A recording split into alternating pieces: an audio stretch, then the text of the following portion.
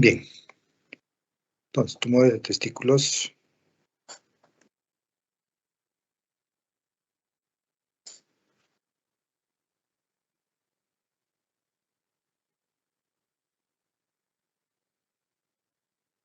Bueno, en cuanto a la etiología, son de observación rara.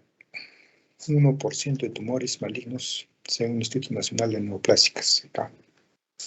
La edad frecuente es entre los 20 a 40 años. Los factores, tenemos factores congénitos y ambientales. Los congénitos tenemos, por ejemplo, la criptorquidia. He visto un niño de un año, 2 meses, que tenía los testículos en la ingle. Entonces, uno tiene que operar a esos niños antes del año de edad. Antes eran los 2, primero decían 8 años, ahora eso, antes del año de edad. ¿Para qué? Justamente para que no se malignice, porque aumenta la temperatura y puede malignizarse y producir un tumor de testículo. Las adquiridas están los traumatismos con es clara. Y la ectopia testicular, que también tiene que ver con esta neoplasia. La clasificación histológica. Fundamentalmente tenemos neoplasias primarias, neoplasias secundarias y neoplasias paratesticulares. Entre las neoplasias primarias tenemos las neoplasias germinales, ¿no? Tenemos el seminoma, carcinoma embrionario, coriocarcinoma, tumor del saco vitelino, que es el más frecuente y el más malo de todos, el más maligno.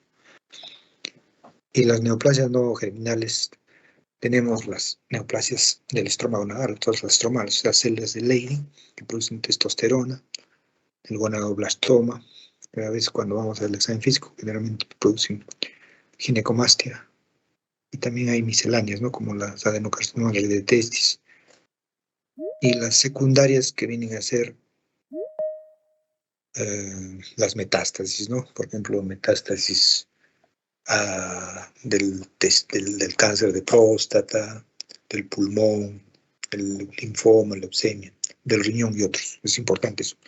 Esas son secundarias. Y las neoplasias paratesticulares, ¿no? Que son las que pueden ser adenomatosas. También vienen las metástasis y los mesoteliomas. El cuadro clínico fundamentalmente tiene un desarrollo silencioso durante un periodo de larga duración. Los pacientes que vienen después de años y años que no les molesta, no les duele nada y de repente se dan cuenta que el tumor está duro y ha aumentado el volumen. Y una de las bolas escrotales y el peso del testículo tiene una consistencia uniforme y elástica. Y como vimos, el signo Sibelius, el de Chebasú, ¿no? Que tiene que el Sibelius tiene que ver el pinzamiento de la vaginal.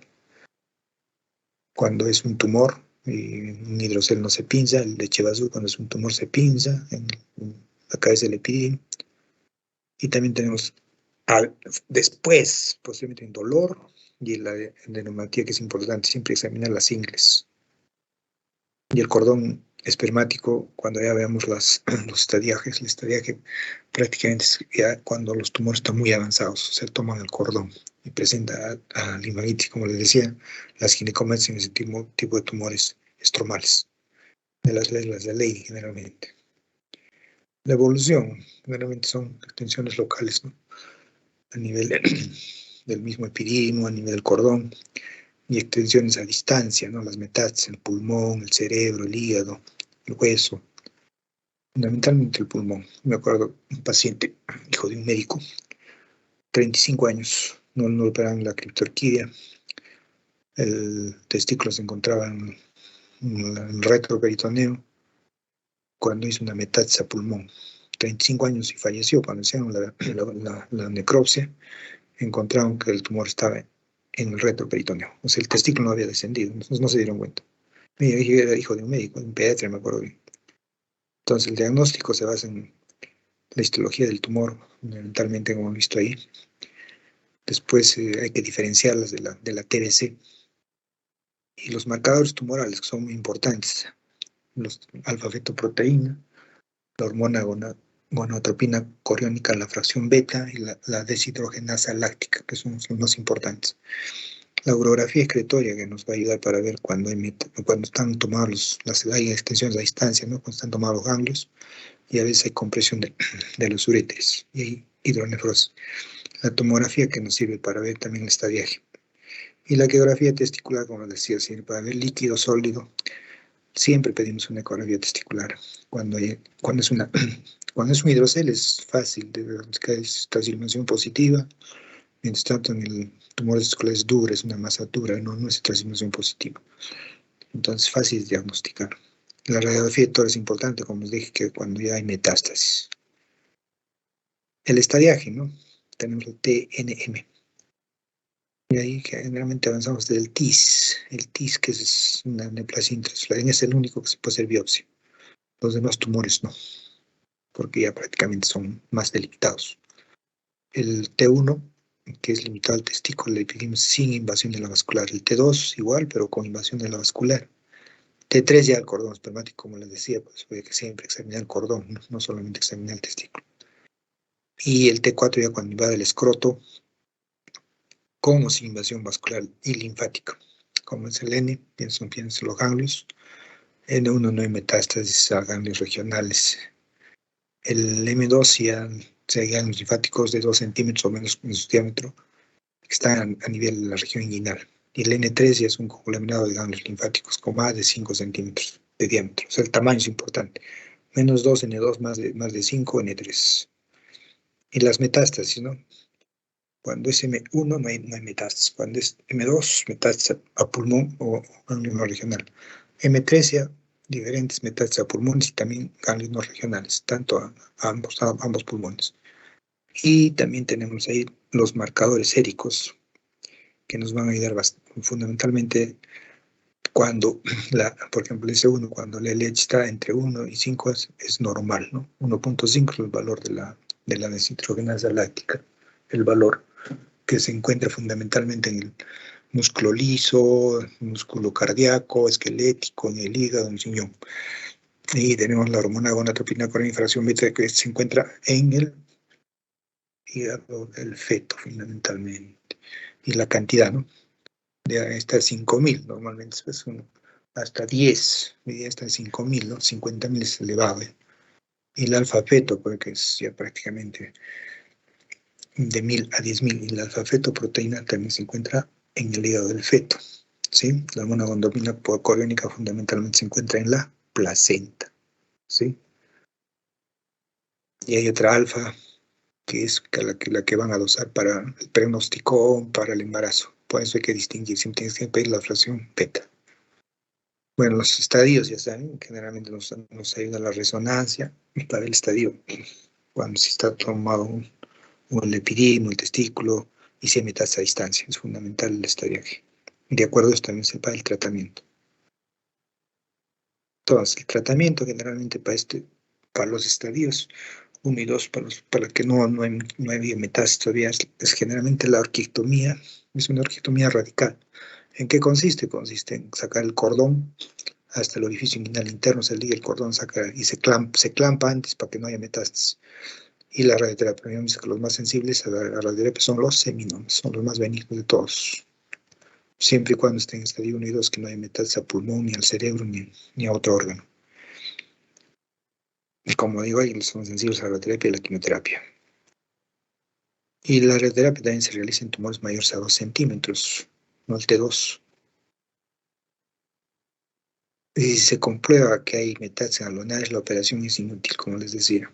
Ya prácticamente solamente viene la quimioterapia.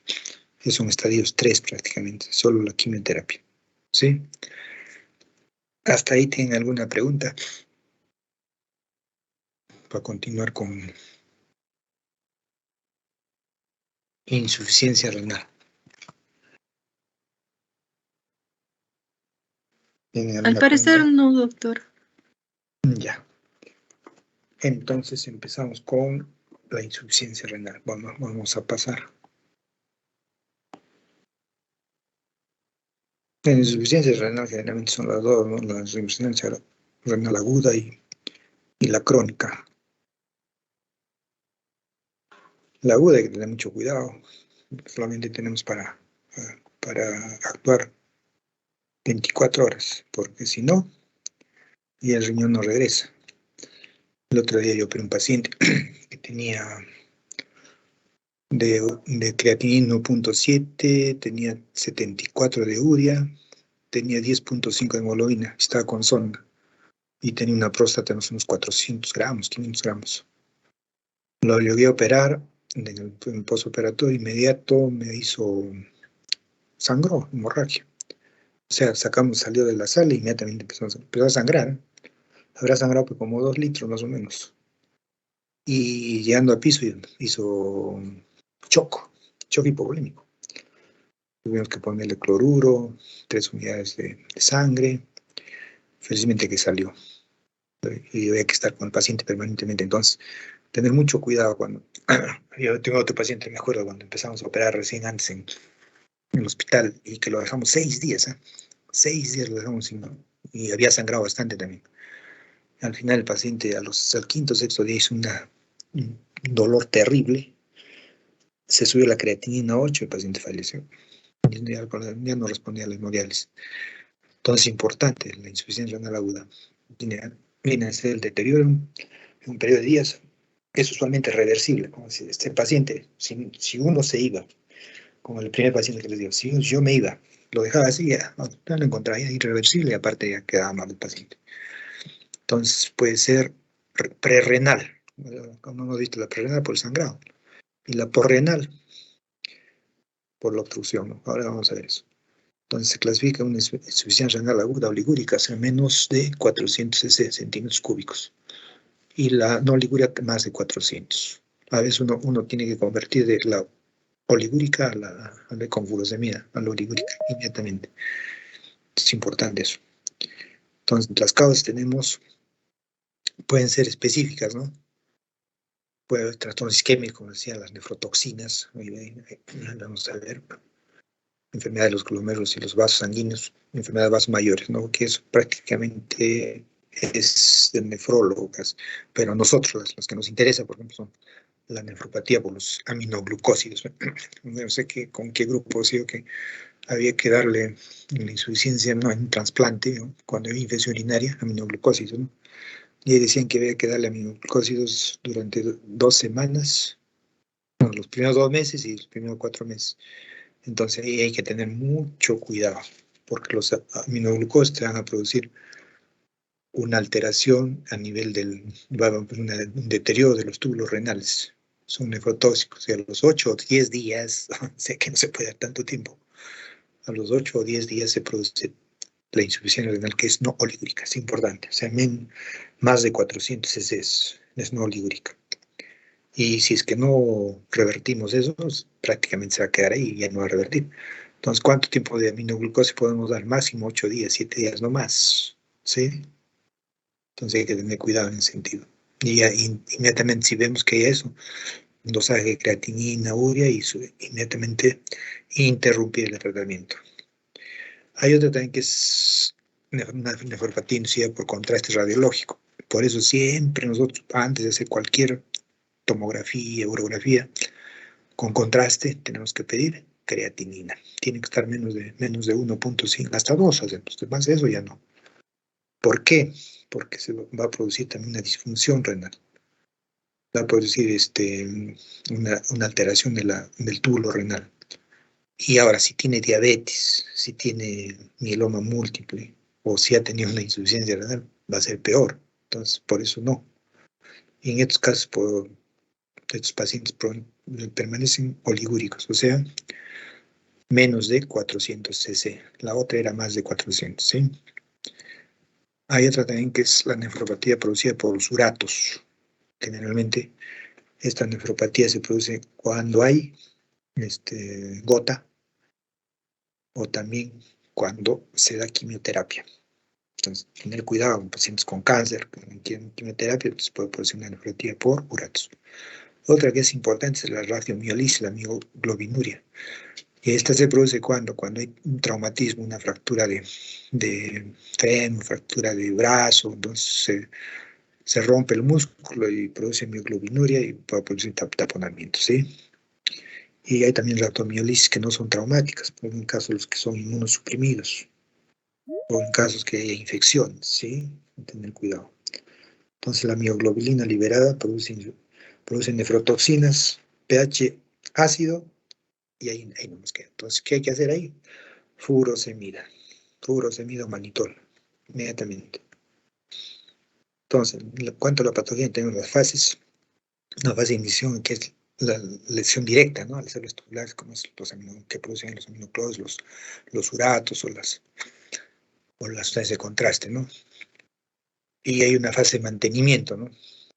Porque por cuatro mecanismos, que bien sea obstrucción por los retos celulares, también alteración de la hemodinamia vascular renal, y alteración de la filtración glomerular, y también hay una filtración retrógrada de líquido reabsorbido en los túbulos a través de efectos epiteliales.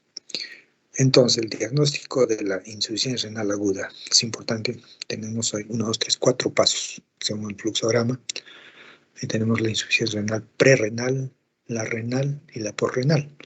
Como les contaba, la prerrenal, depresión de volumen, insuficiencia cardíaca, tener mucho cuidado. No damos líquido, no le damos sangre, no pone sangre, la canción. Problema renal, la necrosis tubular aguda, ¿sí? Y la porrenal, lo que nosotros hacemos bastante, la próstata, la obstrucción de la próstata, los cálculos a nivel de después del riñón, ¿sí? Es el paso 1. El paso 2, que tenemos el sedimento urinario. Lo primero es que hay que hacer un examen, ¿no? Físico completo. Paso 2, sedimento urinario. ¿Qué cosa vemos en el sedimento? Eosinófilos. Cuando hay eosinófilos hay que sospechar de una nefritis intersticial aguda. Cilindros eritrocitos, glomerulonefritis. No hay anormalidades, la sonía prerrenal o porrenal, si no hay ni una menos. Falta de líquido, obstrucción nada más. Si hay células epiteliales tubulares, cilindros, las células tubulares renales, cilindros, paros, leucocitos, entonces sospechar de necrosis tubular aguda. Es el paso 1, paso 2. Paso 3, ya tenemos que ver los índices urinarios, ¿no? Sodio urinario, se pide a menos 20 miligramos por litro. Después la creatinina urinaria también con la creatina plasmática, no sé, es un índice que va a ir mayor a 30. Y el índice de insuficiencia renal, que viene a ser sodio, la creatina menor a 1. Y la excreción también de sodio, ¿sí? En el lado derecho tenemos el sedimento urinario mayor a 40 miligramos por litro, la creatina menor a 20. Entonces, generalmente son esos problemas renales, ya, son problemas renales.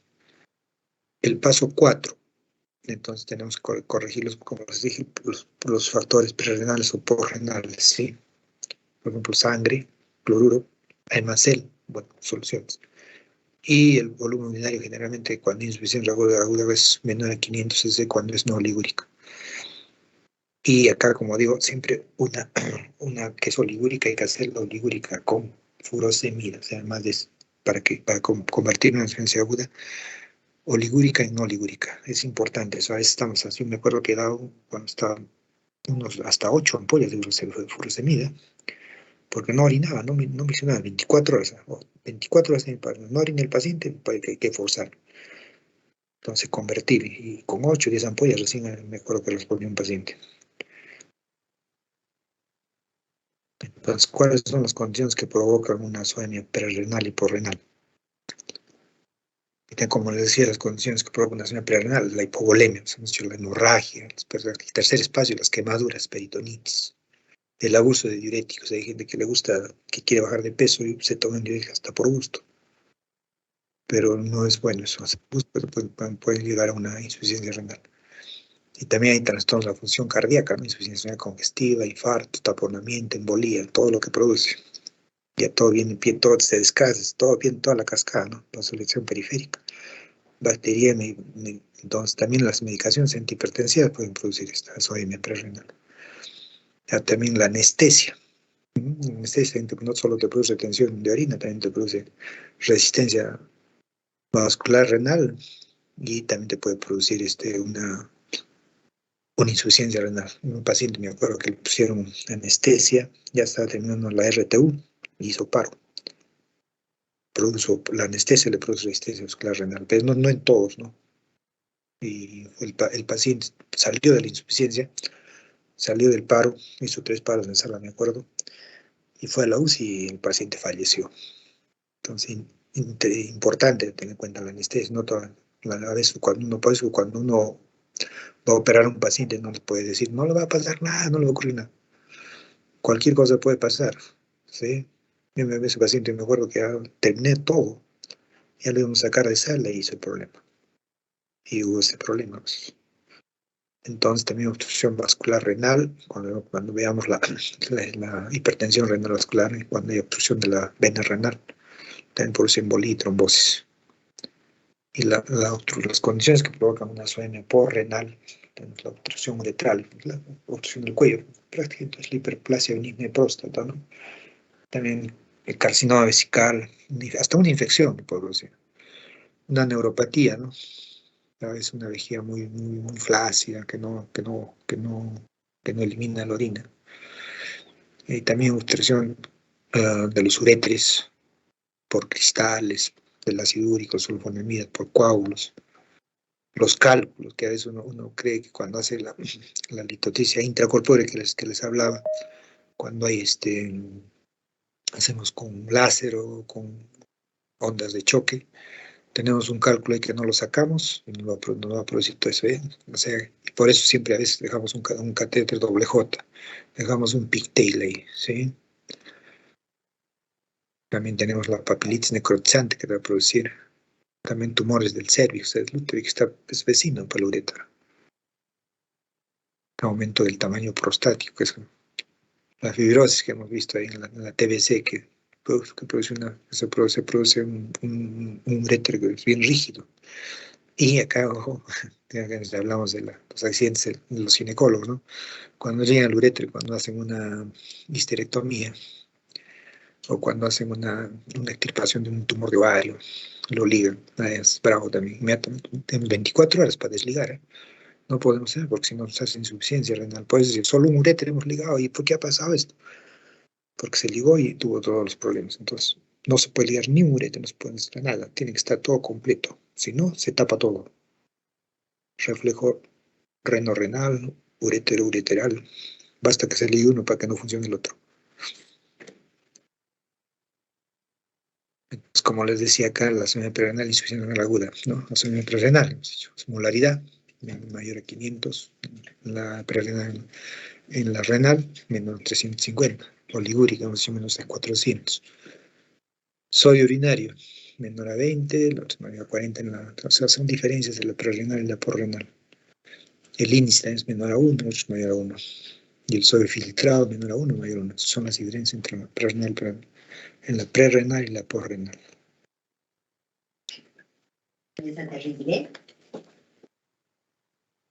Insuficiencia entonces secundaria isquemia produce mayor mortalidad y morbilidad que la insuficiencia renal inducida por nefrotoxina. Es importante. La isquemia. ¿Cuándo se produce isquemia? Cuando hay trombosis, cuando hay embolía. Entonces, cuando hay lesión tubular aguda, entonces produce una fase de insuficiencia renal, hemos dicho oligúrica, no oligúrica. Después se pone la fase diurética a los 5, 14 días y la recuperación a partir de los 14 días. O sea que cuando bien el paciente está orinando 2, 3, 4 litros, no hay que asustarse. Quiere decir que está recuperándose. Asústense cuando no orine. Si orina 3, 4, 5, 6, 7 litros, no hay problema, está recuperándose. Pero si no orina, ya, ahí tenemos que tener cuidado. Entonces, entre las complicaciones de la insuficiencia renal tenemos las metabólicas, ¿no? Las hematológicas, las neurológicas, las vasculares, las infecciosas. Las metabólicas tenemos la hipercalemia, o sea, potasio alto. Entonces tenemos que tener ahí cuidado con eso. La hiponatremia, sodio bajo, hiperfosfatemia, fósforo elevado, produce alteraciones en el riñón. Y la hipocalcemia, o sea, calcio bajo. Pero esta casi no es muy... Generalmente cuando no damos calcio cuando hay problema. Esa no es tan dañina como las anteriores. Las hematológicas, como saben, se produce alteraciones a nivel del riñón, entonces se produce una anemia normocítica normocrómica. Y las cardiovasculares por la sobrecarga de líquidos, pues, sí. O sea, tener cuidado también. ¿Por qué? Porque el riñón no elimina líquido, no elimina, y todo es sobrecarga, ¿no? Y también puede producir infecciones, pero siempre cuando hay eso hay que dar antibióticos, es importante. Resinas, intercambio catiónico, hay que dar la hipercalemia. Es potasio. Potasio es importante. El potasio te lleva a un paro en diástole, insisto, en la hiperpotasemia, te produce un paro en diástole. La hipopotasemia, insisto, entonces tener cuidado. Y la hiponatremia, el edema y todo lo demás, inconsciencia. Y para la hiporfosfatemia, como vamos a ver, después hay que tratarla con hidróxido de aluminio para, para poder captar el fósforo, para que no pueda producir daño. Entonces, para prevenir la insuficiencia renal, tenemos que usar, como decía, manitol, furosemida. Y nosotros cuando operamos próstata, siempre ponemos furosemida, una ampolla cada 2 después de la cirugía. Justamente es para prevenir la insuficiencia renal. Y hacemos un balance hidroelectrolítico adecuado siempre. Cada vez que pongo paciente, siempre pongo ahí balance hidroelectrolítico, furosemida cada 12. Es de cajón. Si no pongo furosemida, no está bien. Porque estoy previniendo la insuficiencia renal, ¿sí? Entonces, como decía acá, la hipocalcemia es leve, si el tratamiento de calcio no hay problema. Pero para la hiperfosfatemia sí hay que dar un antiácido, como decía el hidróxido de aluminio. Y en cuanto a la nutrición, siempre yo tengo paciente, por ejemplo, que le di alta con insuficiencia renal, yo cuando lo operé, el paciente a los 10 días ha tenido 1.7 de creatinina, urea 100. Entonces, ¿qué haces? Tienes que darle mínimas cantidades de proteínas de alto valor biológico, ¿sí? Huevo, ¿sí? Ahí dice ave de corral, no el pollo que tiene hormonas, no, ave de corral, ¿sí? Pan blanco, no carbohidratos, se refiere al pan blanco, no el otro pato, pan blanco. Y hay que cuidar los catéteres, porque pues, generalmente ese paciente que operé esto siempre dejó sonda 10 días, tenía que dar antibióticos.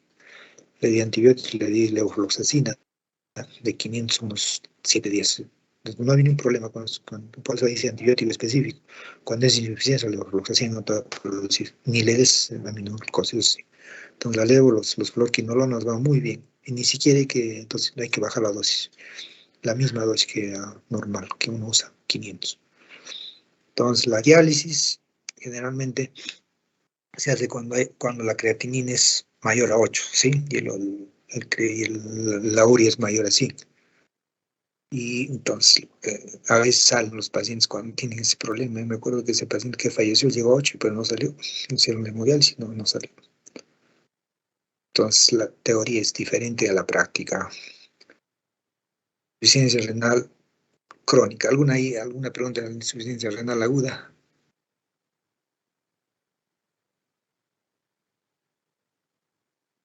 ¿Qué dice Julissa? ¿No? Creo que no, doctor. Mira, continuamos entonces con la insuficiencia renal crónica. Entonces, la crónica, como su mismo nombre lo indica, pues más tiempo, ¿no es cierto? Más de 24 horas, a veces van semanas, no siempre es el mismo tiempo. Entonces, ahí ya tenemos que ver ya las glomerulopatías primarias.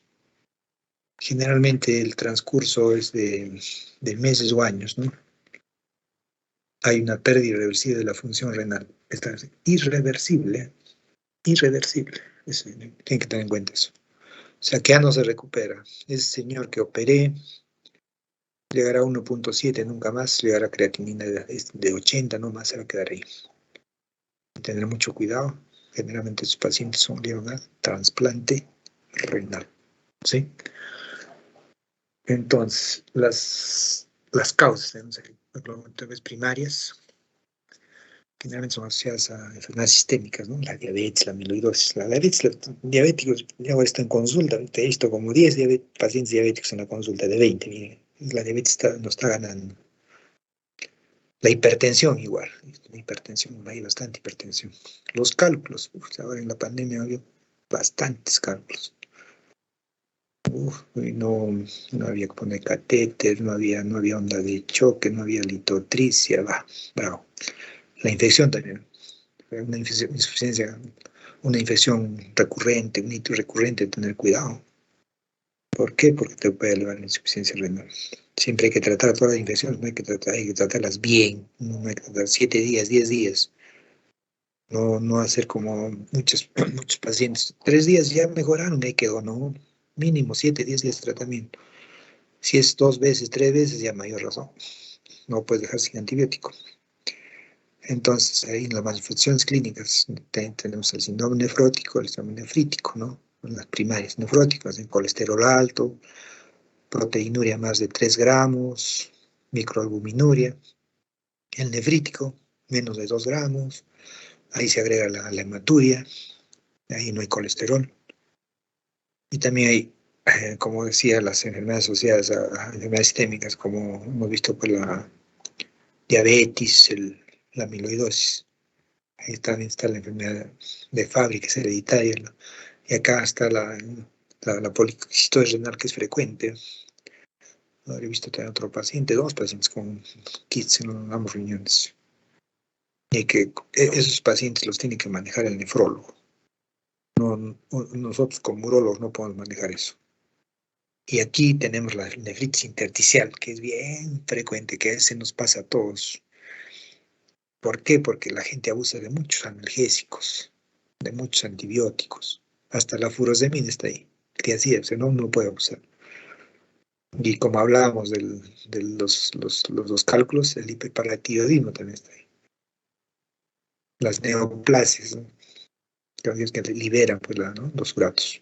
Mieloma múltiple ácido úrico, los depósitos de oxalato, asociadas a enfermedades del intestino. Y ahí están los metales pesados, ahora que está de moda las minas, plomo, cadmio, uranio, cobre, va. Entonces producen su nefritis intersticial, ¿no? Y es brava esa nefritis. Entonces los factores responsables del deterioro de la función renal. ¿Quién es la infección, la obstrucción, hemos dicho depresión del volumen, ¿no? Agentes nefrotóxicos? Y el tratamiento, que es la hipercalcemia, calemia más que todo, ¿no? Es el potasio. Resinas de intercambio catiónico, fundamentalmente. Corrección de la hipocalcemia.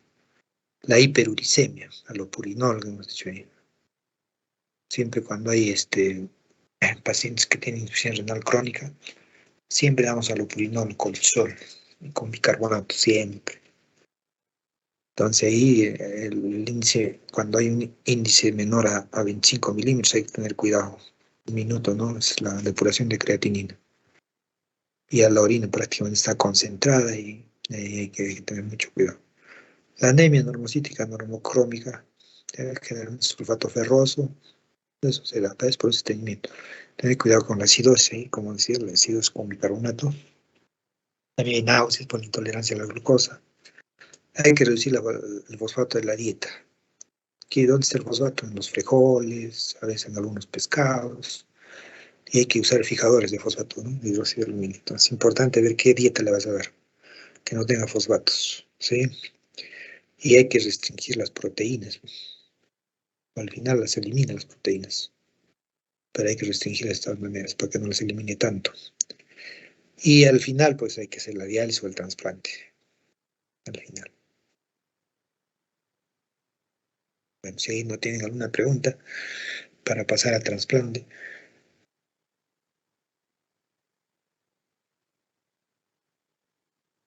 ¿Qué dice Yulisa? ¿Alguna No pregunta? creo que haya preguntas, Sofer.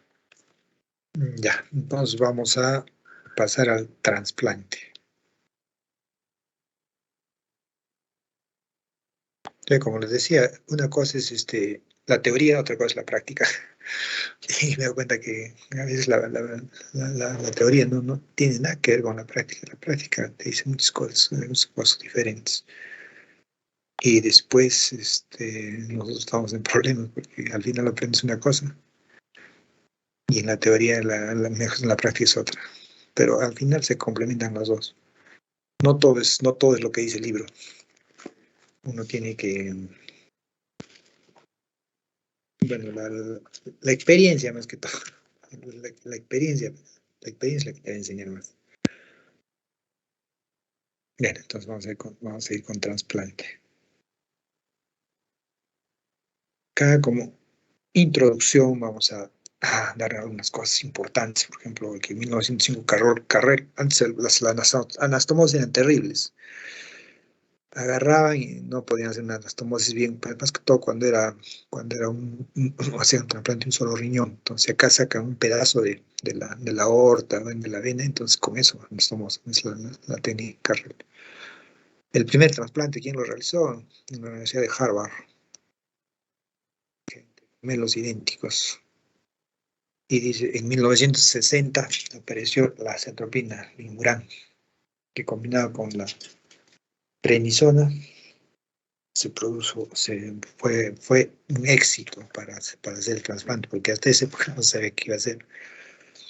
Entonces, como definiciones importantes, tenemos que ¿qué es un aloinjerto? Un aloinjerto es un traspaso, un trasplante de un órgano dador a un receptor de la misma especie. Es importante eso.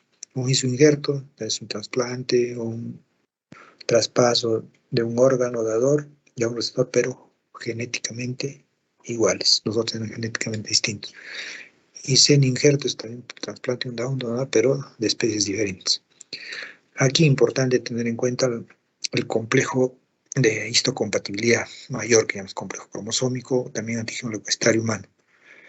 Ahí hablan de locus, y siempre cuando hagamos examen vamos a pedir HLA, HLB, que es la clase 1, HLC, que es HL2, que es la clase 2, y HLA-DR, generalmente nos pedimos los tres primeros nombres. Y esto designa la porción del fenotipo delimitado por los genes estrechamente ligados al cromosoma 6. Bueno, entre las indicaciones y contraindicaciones. ¿A quiénes hacen un trasplante? Hemos dicho que insuficiencia renal crónica, ¿no es cierto? Que es irreversible, no es como la aguda que es reversible, por eso tenemos que tener mucho cuidado. Glomulonefritis, pielonefritis, uropatía obstructiva, lupus, tumores, perdón, riñón, nefropatía aguda, los traumatismos también. Y las contracciones relativas aquí, generalmente nosotros hacemos trasplante hasta los 75 años, hasta los 65 nomás. Cáncer no controlado, alcoholismo, incumplimiento, pero importante tener en cuenta las absolutas. Por ejemplo, un cáncer reciente o metastásico, eso no hay nada que ver, o infección activa aguda o crónica. Y también el riesgo de no sobrevivir a la cirugía, tienen problemas cardíacos, tienen presión, tienen varias cosas, o sea, alguna patología que no pueda sobrevivir. Y tampoco tienen una expectativa menor a 2 años, ¿no? O tienen una enfermedad psiquiátrica grave, eso tenemos que evaluar, fundamentalmente. Por ejemplo, la infección de VIH complicada puede ser, es una contracción relativa. Una coagulopatía severa también, pero es mejor que no tenga nada, para no tener problemas, porque uno va y a veces después empieza a sangrar y no pega la anastomosis, es un río, y te vas a poner a hacer un trasplante, mejor que no tenga nada, mejor que esté bien. Como decía, hay respuestas de incompatibilidad. Entonces, la respuesta inmune del receptor a los antígenos de incompatibilidad. Esa es la principal barrera que impide el trasplante. O sea, el receptor a veces tiene antígenos que no son compatibles, entonces rechaza. Pues hemos dicho ahí, HLA, B, C, tiene que ser compatible, como vemos posteriormente, con el donador, ¿sí? Entonces, hay un complejo cromosómico único, que hemos dicho complejo de compatibilidad mayor, que están ligados estrechamente al código genético, ¿no? Y que ocupan el segmento, hemos dicho, brazo corto del cromosoma humano. Son locos ahí que están. Y cuando son gemelos idénticos, no hay una diferencia antigénica, los genes son aceptados sin inmunosupresión. O sea, pero a ver, consigue un gemelo idéntico para poder un trasplante. Un poco difícil, ¿no? Cuando los injertos son entre hermanos, hay los antígenos leucocitario humano idénticos, entonces hay una situación lógica privilegiada del trasplante entre hermanos. Siempre es mejor que le done un hermano a otro hermano. Y cuando los padres y la mitad de la descendencia comparten un haplotipo más numeroso de antígenos menores, heredan el mismo cromosoma único. Entonces, aquí vamos a ver, ahí en los padres, ¿ves? Tenemos papá y mamá haplotipos ahí. El A, por ejemplo, tenía 1, B8, DR. El B, 3, B18, esos son los antígenos de compatibilidad, ¿sí? Los mayores. Lo mismo a la mamá. Uno es A positivo, el otro es la mamá es O positivo. Y el CD, ¿no? CD tiene A, los haplotipos de 17, DR, A9, D13. Y tienen sus tienen 4 hijitos, ¿no? De los cuales el de en medio, el que está, bueno, el primer segundo, a la izquierda, ese no va a poder donar porque es incompatible, porque tiene otros diferentes haplotipos que no van a estar igual que el receptor. Entonces, el A1, ves que los compatible, A1, B1, B8 es compatible con la primera, ¿no? A1, B8, BDR, ¿sí? Lo mismo con el primero, el tercero, que está con el arito, ¿no? Tiene el mismo compatible. BC, BC, ¿sí? BC. Lo mismo la niñita que está con su pandereta. BD también tiene la misma compatibilidad. Y son grupos o positivo, el otro negativo. Eso es entre hermanos, pero la mayoría de trasplantes son de diferentes, o sea, no son hermanos, ¿sí? Como es el de la izquierda, tiene el E y F, que es diferente, pero tiene compatibilidad con el B12 DR3, ¿sí? Y hay uno DR1 que es compatible, puede dar que son o positivos, entonces puede donar, puede ser compatible, pero tiene que tener grupo O negativo, es importante. Entonces, la evaluación del paciente candidato a trasplante renal. Tienes que tener una historia clínica y exploración física completa, ¿sí? Antecedentes infecciosos, tumorales, como vacunaciones, todo lo demás. Ahora que vienen las vacunaciones contra el COVID, ya todos están viendo, si no, no hacen nada. Tiene que tener una analítica completa, ¿no? Su hemogramas, coagulación, surocultivo, PTH, todo. RF de tórax, abdomen, ecografía abdominal, su electrocardiogramas, ecocardiograma, grupo A, es importante. ¿Qué grupo es? Hemos dicho que el A negativo nada que ver, ¿no? Según la otra. Y el tipaje, pues, generalmente pedimos los tres antígenos de compatibilidad mayor. A, B y DR, esos son los que pedimos más. Y también hay que pedir anticuerpos citosis anti contra estos antígenos de compatibilidad mayor, o sea, antígeno leucocitario humano. Y todas las serológicas, virus Epstein-Barr, citomegalovirus, VIH, herpes, Epstein-Barr, después varicela zoster, herpes simple, es importante. La serología, para que no haya pues rechazo. Y opcional está, por ejemplo, la mamografía en mujeres, ¿no? El PSA mayores de 45 años. La cistoscopía también para ver cómo están los uréteres. La prueba de esfuerzo, el Doppler, el angio, TAG, angio, pues la gastroscopía, ver si tiene úlcera o no tiene úlcera. Bueno, son opcionales, pero la izquierda son las más importantes. Entonces, trasplante donador vivo con relación de parentesco. Hemos visto ahí qué funciona bien cuando se hace transfusión sanguínea al dador específico. Pues ya tenía que tener un tercero para que le haga donación para poner los antígenos. En combinación con el dador receptor sin compatibilidad del antígeno leucocitario, ¿sí? Es importante el trasplantador vivo con relación de parentesco, pero con transfusión sanguínea. Y acá, ¿no? El trasplante de órganos de cadáveres es una alternativa en pacientes que carecen de un dador vivo. Rara vez se produce con dador vivo, generalmente familiares, ¿no? Y ahora hacen trasplantes. Me acuerdo que había una mafia en Lima, ¿no? Hace 4 o 5 años, que estaban metidos urólogos, estaban nefrólogos, y me acuerdo que hicieron un trasplante a un mexicano, le cobraban 50.000 o 70.000 dólares. Entonces, ¿qué pasó? Le hicieron una clínica clandestina del trasplante y el paciente, pues, no fue bien. Y lo llevaron a una, porque los trasplantes, ¿dónde se hacen? Todo en Seguro Social, la, la Naval y algunos del Ministerio, esos dos nada más. Llevaron al seguro y ahí se descubrió la mafia, ¿no? Entonces, y cobraban así. ¿Y qué habían hecho? Prácticamente sacaban los riñones de donantes vivos, ya sean los secuestraban, los botaban en la playa, sacaban el riñón y al despertar el paciente estaba sin un riñón. Así varios jóvenes, ¿no? Entonces, por eso que hacían el trasplante con donante vivo. pero es un poco difícil, ¿no? Ahora, generalmente son un trasplante de órganos de cadáveres que hay que saberlos transportar y posteriormente se puede decir cómo hay maneras de transportar, inmediatamente fallece el paciente, al menos los que son descerebrados. Entonces ahora con la ciclosporina la sobrevida ha mejorado, ¿no? Y como les decía anteriormente, las transfusiones por una tercera persona y el grado de histocompatibilidad, o sea, antinuclear humano, hay que considerarlos con tratamiento inmunosupresor en cada caso, siempre hay que dar.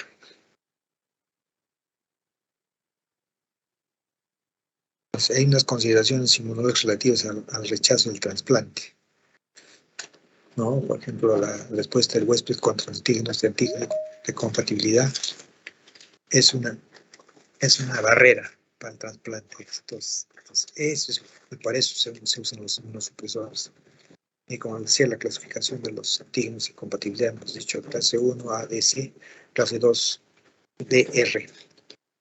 Y ahí y los linfocitos que tienen que ver más que todo con el rechazo. Linfocitos T asistenciales, helper, los linfocitos citotóxicos y las células supresoras. Pues acá, vamos a la mano izquierda, tenemos un diagrama de más o menos lo que se produce cuando hay un rechazo del alloinjerto. Ya hemos dicho que es un alloinjerto, ¿no es cierto? Injerto es un traspaso del órgano de un dador a un receptor de la misma especie, pero genéticamente diferentes. Entonces, bueno, eso es. Entonces tenemos el linfocito T, la asistencial, la célula halogénica, que acá pues el rechazo, o sea, el trasplante, el linfocito C citotóxico. Entonces tenemos los de clase 2, que hemos dicho, pues, la A, clase 1 puede ser AB, la clase 1A, la 2 DRC, los antígenos de cuestario humano nada más, clase 2, entonces hemos dicho ABC, la clase 1 es AB y la clase 2 DR. Hay una diferenciación postantigénica ahí, y el macrófago va a producir la interleucina 1, que es la que se va a acoplar al linfocito, ¿sí? O sea, la célula T, helper. Y esta va a proliferar, ¿y qué va a hacer? Va a ir a los órganos halogénicos, va a producir linfocitos y rechazo, ¿sí? La activación. Lo mismo en el otro lado, el linfocito citotóxico, clase 1, hemos dicho AB, los antígenos de compatibilidad, entonces produce una diferenciación postantigénica, la célula T citotóxica, igual va a producir la proliferación de esta célula citotóxica y también se produce el rechazo, ¿sí? Rechazo al injerto. El tratamiento de la enfermedad urológica persistente antes del trasplante. Entonces, la mayoría el 90% reciben trasplante con riñones in situ. O sea, lo llevas a la sala, sacas el riñón y ahí le haces el trasplante al trasplantado, ¿no? Ahí, llevas el riñón donado. Y hay unos también que hacen nefrectomía bilateral, o sea, 4, 5, 6, 7, 8 días antes del trasplante, por ejemplo, cuando tienen anormalidades con infección o sin ella, ¿no? También cuando hay enfermedad poliquística o cuando hay una hipertensión renal severa, tiene que estar el tratamiento, ¿no? Entonces, sí, o diálisis de repente para que se un poco de creatinina alta para poder hacer la nefrectomía, y después una vez que hagas, recién lo llevas a hacer el trasplante. Pero el 90% es con riñones en lugar y recién le hacen trasplante.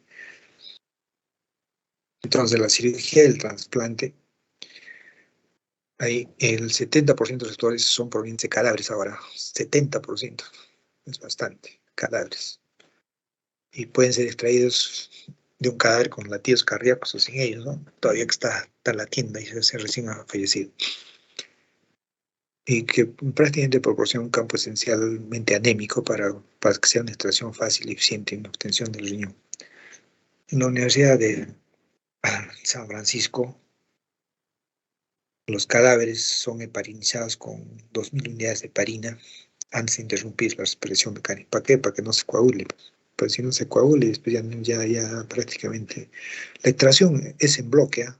O sea, sacan los dos riñones, se liga la arteria, la aorta, la vena acá, tanto arriba como abajo, se ligan los uréteres y sale todo en bloque. Es la forma como se saca el riñón. Entonces, después de liberar el uréter, se lavan los riñones con la tata de riñón fría, ¿sí?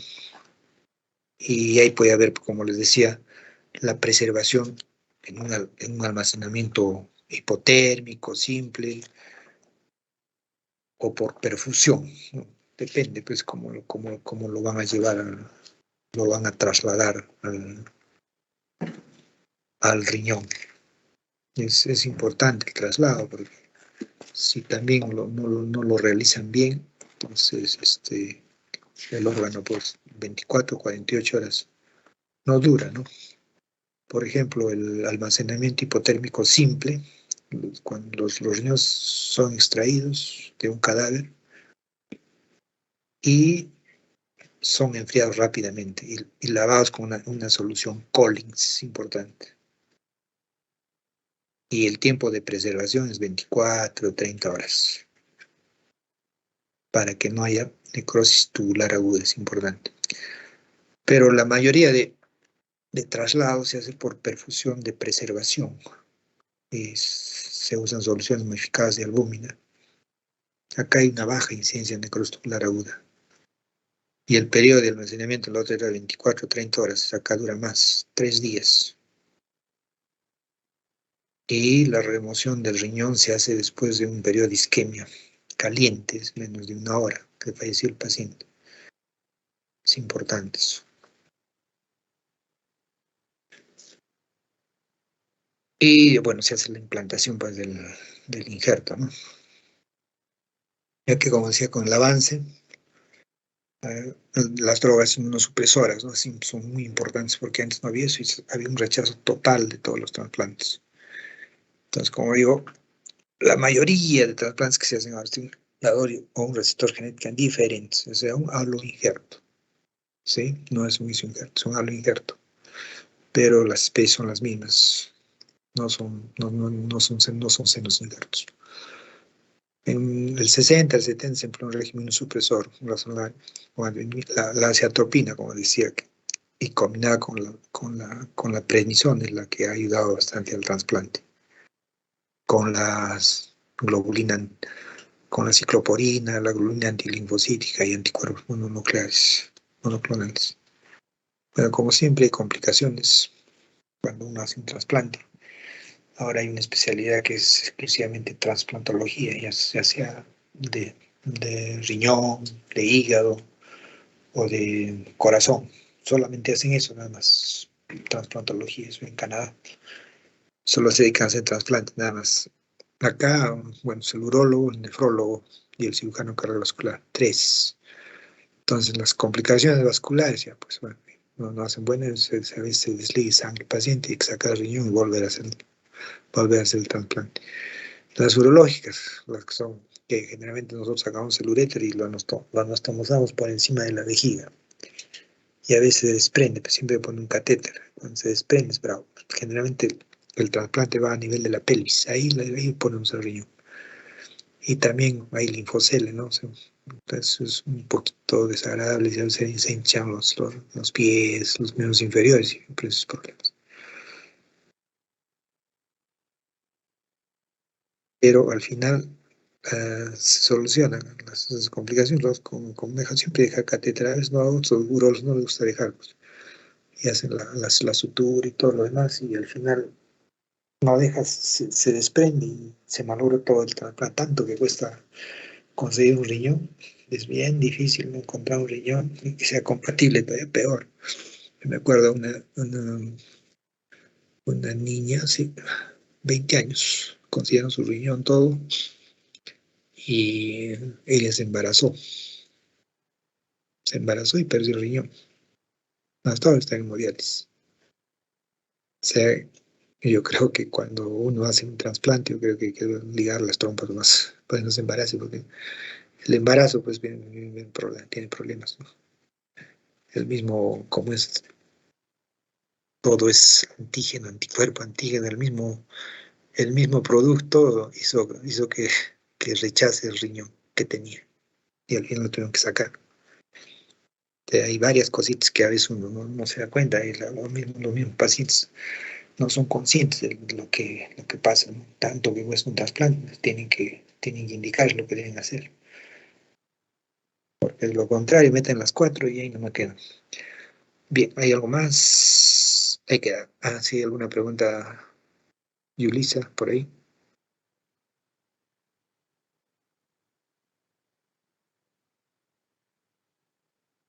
Un trasplante Parece algo que no, doctor. Ya, muy bien, entonces ahí quedamos. Nos estamos viendo en la siguiente práctica, ¿correcto? ¿Y a quién le toca Sí, la doctor. próxima? ¿Le tocará a quién? ¿Al doctor Cayetano o Barriga? Al doctor Cayetano, doctor. Muy bien, Yulisa. Cuídense, muchachos. Muchas gracias, doctor. Terrible. Ok, a ustedes. Cuídense. Muchas gracias, doctor. Chao, chao. Hasta luego, doctor. Hasta luego, doctor. Ya, cuídense. Chao, chicas. Chao, chao.